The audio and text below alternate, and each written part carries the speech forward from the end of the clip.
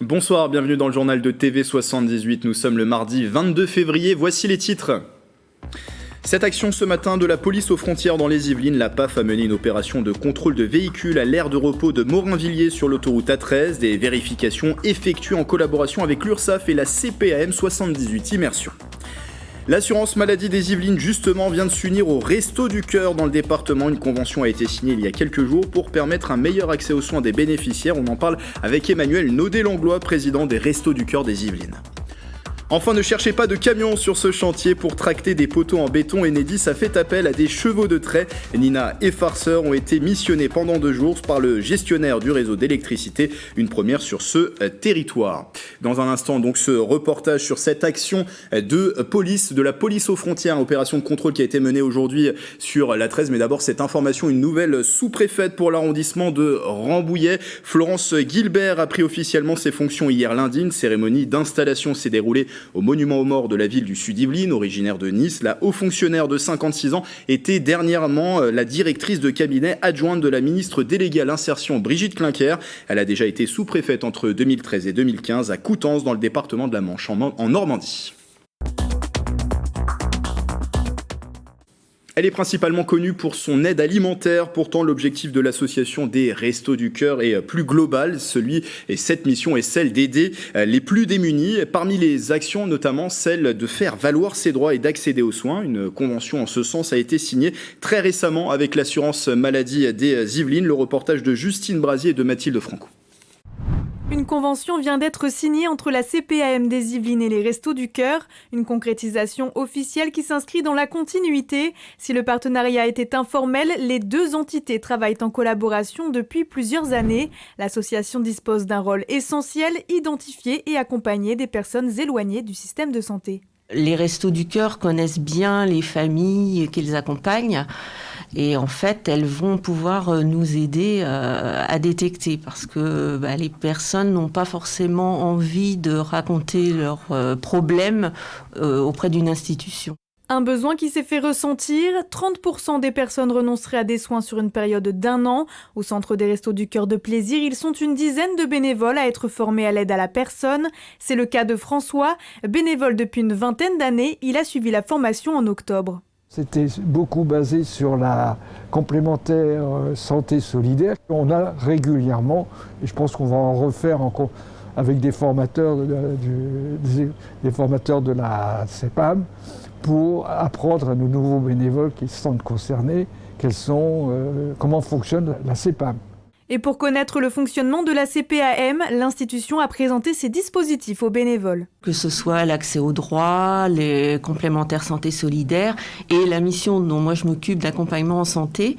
Et là, concrètement, nos équipes vont aller directement sur le terrain auprès des bénévoles pour les accompagner, les former à la détection, les former aux différents dispositifs qui existent dans l'assurance maladie. L'année dernière, près de 1300 personnes ont été accompagnées dans les Yvelines. Et pour parler de ce sujet avec moi en plateau, Emmanuel Naudet-Langlois, bonsoir. Bonsoir. Vous êtes le président des Restos du Cœur des Yvelines. On l'entendait dans ce sujet, la collaboration avec la CPAM existait déjà de manière informelle sur l'accès aux soins. Pourquoi c'était important d'officialiser justement ce rapport avec l'assurance maladie ? Alors, je vais répondre en 2 temps. On vient de connaître une période difficile sur laquelle c'est pas la peine de revenir. On s'est surtout axé pendant cette période sur l'aide alimentaire. Et aujourd'hui, comme les perspectives sont quand même un petit peu meilleures, il est temps de refaire décoller une activité importante des Restos du Cœur qui est l'aide à la personne. Et dans l'aide à la personne, ça concerne la réinsertion sociale et économique. Et dans le côté social, bien entendu, on peut aider les gens, notamment au niveau des droits à la santé, d'où la convention qui a été signée avec la CPAM. Oui, parce que les Restos du Cœur, on les connaît avant tout pour l'aide alimentaire, on vous connaît avant tout pour l'aide alimentaire. C'est une assistance aussi plus globale aux personnes les plus démunies, vous le disiez, donc aide à la personne. L'idée, c'est de renforcer cet axe-là maintenant, de toucher un peu plus de personnes aussi. C'est complètement ça, si vous voulez. On sent véritablement, les gens se sont sentis certainement abandonnés pendant toute cette période. Les gens, je pense, ont aussi besoin de de reprendre un certain nombre de repères. Et donc, on est là pour ça, pour les aider. Et comme les choses évoluent tellement vite dans notre vie de tous les jours, et notamment au niveau de la santé, donc il est très important que l'on puisse, je dirais, identifier des besoins et orienter ensuite les gens vers les bonnes portes. Alors, il y a un chiffre qui a été aussi donné dans ce reportage, 30% des assurés yvelinois qui renonceraient aujourd'hui à au moins un soin par an. Comment peut-on l'expliquer? On imagine des freins économiques, des freins personnels. Est-ce qu'il y a d'autres explications aussi? Alors, vous avez raison de dire freins économiques, freins personnels, mais je pense que beaucoup de gens, même des Français, enfin même ceux qui ont l'habitude d'avoir accès à la CPAM, de temps en temps sont un peu désarmés en se disant comment est-ce que je vais y arriver. Les démarches sont trop complexes? Absolument. Donc l'idée, c'est de repartir sur des choses simples. On a entendu ça dans le reportage. Il y aura des formations des bénévoles des Restos du Cœur sur ce dont peuvent bénéficier les gens au niveau de la CPAM. Donc automatiquement, ça nous aidera dans la détection et à ce moment-là, on pourra orienter les gens sans aucune difficulté. Parce que du côté des bénévoles, on imagine toute l'importance aussi de la formation, parce que c'est des sujets aussi très techniques et il faut pouvoir être aidé. Et qui évoluent chaque année. Donc automatiquement, il y a des bénévoles qui font ça depuis assez longtemps. Il y a à peu près 200 bénévoles au niveau des Restos du Cœur dans les Yvelines qui ont été formés. Mais là aussi, il y a des remises à jour à faire. Donc automatiquement, cette convention est la bienvenue. Alors comment ça se passe très concrètement? Comment sont détectées justement les personnes qui sont en manque d'accès aux soins? Comment le lien est-il fait aussi avec l'assurance maladie? Alors, le lien, il est fait au niveau d'une inscription. Chaque année, au moment de la campagne d'hiver puis de la campagne d'été, nous faisons des inscriptions. Donc, quelqu'un qui vient au Resto du Cœur ne bénéficiera pas des Restos du Cœur ad vitam aeternam. Donc, il y a un point qui est fait chaque année avec les familles et on détecte au cours de ces entretiens des besoins. Donc, détection, et à ce moment-là, si on s'aperçoit qu'il y a des points importants à creuser, à ce moment-là, on reprendra rendez-vous avec la personne pour mettre sur la table, si vous voulez, exactement leurs besoins et ensuite savoir bien les orienter. Voilà. Donc ça, c'est pour l'accès aux soins. Alors, il y a une convention aussi très prochainement qui va être signée avec la CAF, la Absolument. Caisse d'allocation familiale. On est toujours dans cet objectif de donner un peu plus accès aux droits, c'est ça? Absolument. C'est-à-dire que nous avons besoin, lorsque nous inscrivons les personnes que nous accueillons, de connaître leur situation financière. Alors, dans la situation financière, vous avez des revenus et puis vous avez des charges. Donc, automatiquement, il y a des gens qui n'ont absolument rien, mais au niveau donc des revenus, il peut y avoir des prestations de la CAF. Ces prestations évoluent chaque année. Elles évoluent en fonction d'un certain nombre de paramètres. Et là aussi, il faut se mettre à jour de tous ces paramètres, donc il est évident qu'il faut se rapprocher régulièrement de la CAF pour connaître exactement les droits des gens et pour pouvoir bien les orienter. Un autre sujet, vous évoquiez tout à l'heure cette campagne d'hiver des Restos du Cœur qui va bientôt se terminer. On imagine bien que le temps du bilan viendra, mais les premières tendances qui ressortent de cette campagne d'hiver, quelles sont-elles? Alors, au niveau du département des Yvelines, j'allais dire que nous sommes hélas en progression par rapport à l'année dernière qui déjà était une année tristement record. On est ce soir à plus 5% par rapport à ce que nous faisions l'année dernière à la même époque. Et pour votre information, l'année dernière, nous avons dépassé les 2 millions de repas distribués dans les Yvelines. C'est la première fois que ça nous arrivait. Et je pense que cette année, nous allons à nouveau les dépasser. Donc on peut facilement dire que la crise sanitaire a rendu cette situation encore plus urgente, plus grave. L'a rendu plus aiguë, ça me paraît complètement évident. Et une dernière chose, il y a la collecte nationale aussi, c'est un autre rendez-vous très important qui va arriver début mars pour les Restos du Cœur. Absolument, donc je vous remercie d'en parler. La collecte nationale va avoir lieu les 4, 5 et 6 mars prochains dans 67 petites, moyennes et grandes surfaces des Yvelines. Et c'est très important pour les Restos du Cœur dans la mesure où ça nous permet de fournir une aide alimentaire pendant ce qu'on appelle la période d'été, c'est-à-dire en gros de mi-avril jusqu'à fin octobre. Il nous reste 30 secondes si vous avez un message à faire passer aux Yvelinois qui nous regardent. Eh bien, on est aussi à la recherche de bénévoles, donc toutes les bonnes volontés seront les bienvenues, elles seront bien accueillies, elles seront bien formées, et il faut penser à l'avenir. Et le site internet des Restos du Cœur, l'antenne départementale qui va s'afficher. Ça y est, il s'affiche en bas de l'écran pour prendre contact avec vous. Merci Emmanuel Naudet-Langlois d'être venu en plateau. Je vous remercie de m'avoir accueilli. Je le rappelle, vous êtes le président des Restos du Cœur des Yvelines. Merci à vous. Je vous en parlais en début d'édition, cette vaste opération de contrôle dans les Yvelines ce matin. La police aux frontières, en collaboration avec les CRS, l'URSSAF et la CPAM 78, a organisé une action depuis l'aire de repos de Morinvilliers sur l'A13, des vérifications de documents d'identité d'employeurs ou encore de véhicules sanitaires. Et sur place, Nicolas Dandry. Donc pour nous, il y a du travail ici. Oui, bah oui, voilà. Clairement. D'accord. Voilà la conclusion de cette agent de l'URSSAF. Elle vient de contrôler le conducteur de cet utilitaire. Dirigeant d'une entreprise de BTP, il est soupçonné d'employer une personne non déclarée présente à ses côtés lors du contrôle. J'ai le gérant qui est contrôlé, qui conduisait le camion, et j'ai aussi 2 passagers. Donc il a déclaré qu'il travaillait, qu'il donnait un coup de main. On va contrôler les utilitaires, donc les chauffeurs, savoir s'ils sont déclarés, et éventuellement les accompagnants, voir effectivement aussi eux s'ils sont déclarés. L'objectif c'est quoi ? De déceler si la personne elle est déclarée, et du coup voir s'il y a du travail illégal ou pas. URSSAF, mais aussi Caisse primaire d'assurance maladie des Yvelines étaient présentes sur cette vaste opération de contrôle sur l'aire de repos de Morinvilliers. Les 2 enquêteurs de l'assurance maladie ont en charge le contrôle des véhicules de transport sanitaire. On vérifie la bonne facturation des prestations par les transporteurs sanitaires dans le cadre à l'assurance maladie. C'est pour éviter la facturation d'actes fictifs, éventuellement des équipages qui ne sont pas agréés au niveau de l'ARS, connus dans nos répertoires. À l'initiative de cette opération de contrôle, la police aux frontières de la Grande Couronne, pour elle, sa mission, lutter contre l'immigration irrégulière. Nous ciblons principalement des camionnettes de type de chantier qui sont susceptibles de conduire des personnes en situation irrégulière sur des sites tenus par des entreprises dans le domaine du BTP ou autre. Plusieurs enquêteurs de la brigade mobile de recherche sont mobilisés en appui des agents de la cellule de fraude documentaire et à l'identité. Pour débusquer les usurpations, les agents utilisent une loupe portative ou un microscope. Alors, par exemple, je vais me mettre sur Marie, là, sur le prénom.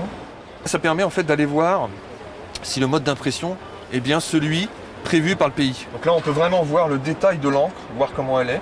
Donc là, on voit qu'il n'y a pas de parasites, il n'y a pas de bavure. Concernant la brigade mobile de recherche de la police aux frontières des Yvelines, une dizaine de personnes travaillent dans cette unité. En 2021, elles ont effectué 117 contrôles, dont 51 se sont avérés positifs.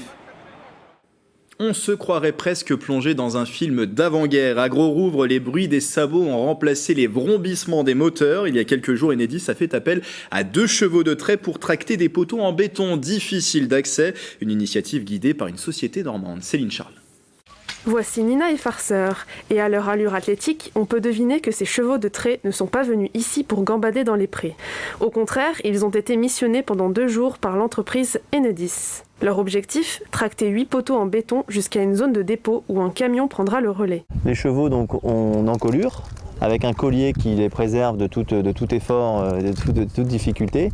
Et en fait, on met les poteaux béton sur un attelage, vont rechercher les poteaux béton et les ramènent jusqu'à un endroit de stockage temporaire avant qu'on les achemine vers un centre de recyclage conforme. Vu qu'il y a eu, là on peut le voir, il y a eu beaucoup d'eau, il y a des déserts à certains endroits, il y a peu de passages à d'autres. Et donc là, à utiliser les chevaux qui sont très maniables et qui eux peuvent marcher facilement. Et en plus on n'a pas de risque de renversement, on n'a pas de risque d'enlisement. Enedis a fait appel à Sabots sur Terre, une entreprise normande dirigée par Louise Drieux qui intervient dans toute la France depuis 2019. Cette passionnée d'équitation dresse elle-même ses chevaux qui lui obéissent au doigt et à l'œil. Quand je tire comme ça, c'est gauche, voilà, la jument elle donne la tête. Et quand je fais des petits à-coups, c'est droite. Je suis passionnée de chevaux depuis mes 10 ans et j'ai fait des études, j'ai 33 ans et j'ai découvert la traction animale à mes 27 ans par là. Je cherchais à travailler avec les chevaux, mais pas me concentrer uniquement sur eux, faire quelque chose avec eux. Pratique et écologique, cette méthode ancienne fait son grand retour pour des questions essentiellement environnementales. Les chevaux, il y a moins de nuisances sonores, il y a moins de nuisances en termes de CO2, hein. Effectivement l'empreinte carbone est maîtrisée. Il y a également un enjeu de biodiversité, parce que si on avait fait intervenir des engins, ça aurait pu créer des ornières dans ce terrain très boueux, très marécageux. Première à déployer cette pratique dans les Yvelines, Enedis espère que d'autres projets comme celui-ci émergeront. Et puis J-4 avant le salon de l'agriculture. Je vais y arriver. Rendez-vous incontournable, vous le savez, qui fait son retour à Paris après 2 ans d'absence. Crise sanitaire oblige. La ferme de Grignon, située à quelques kilomètres de Plaisir, sera présente pour faire une démonstration de ses béliers, de ses agnelles. Et des étudiantes d'AgroParisTech sont également en lice pour le trophée international de l'enseignement agricole. Voici le dernier épisode de notre série, les Yvelines au salon de l'agriculture, et c'est avec Mathilde Franco.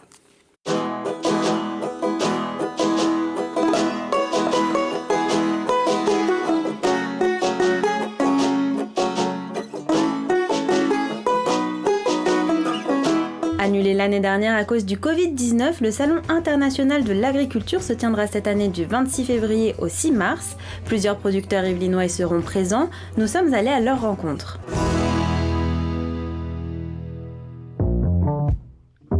Installée à côté de Plaisir, au cœur de la plaine de Versailles, la ferme de Grignon a plus de 100 ans. Créée en 1919 par des anciens élèves de l'Institut national agronomique, elle disposait d'environ 100 hectares, essentiellement dédiés à la culture. Aujourd'hui, l'exploitation dépend d'AgroParisTech et s'étend sur 400 hectares avec 200 vaches laitières, 600 brebis et une laiterie. On est ici à la ferme de Grignon, qui est une exploitation de polyculture élevage. On transforme sur place 700 000 litres de lait tous les ans en produits frais, lait, crème fraîche, yaourt et autres.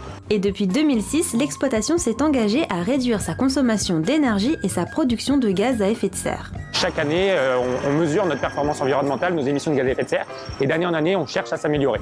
Et donc on a réduit à peu près notre impact environnemental de 30% depuis 2006. Ça passe par des changements de culture, des changements de pratiques culturales, des changements de pratiques aussi sur les animaux, optimiser l'alimentation des animaux pour trouver des aliments moins polluants, l'arrêt du soja par exemple, au profit du tourteau de colza d'origine française.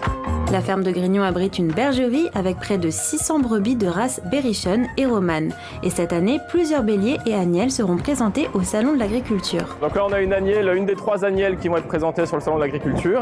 Elle a 12 mois actuellement, elle est normalement présumée gestante. Là, on est en présence de la race Romane, qui est une des 2 races que nous avons sur la ferme.